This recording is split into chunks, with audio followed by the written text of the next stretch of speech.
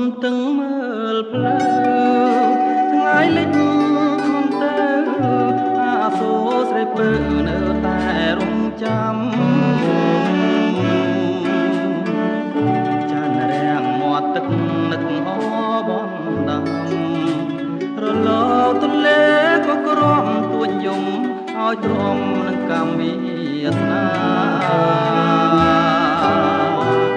ចង់ជួបជានិច្ចរាល់ថ្ងៃលិចទៅចង់ជួបណាស់ទៅលងលងអីលើនៅតែប្រាថ្នាខំថ្មិញតឹងទ្រូងទូងចិនខ្លោចផ្សាសង្គ្រាមនៃចិនគ្រួសារប្រហាស្នេហ៍យើងក្នុងភ្លើងគ្មាន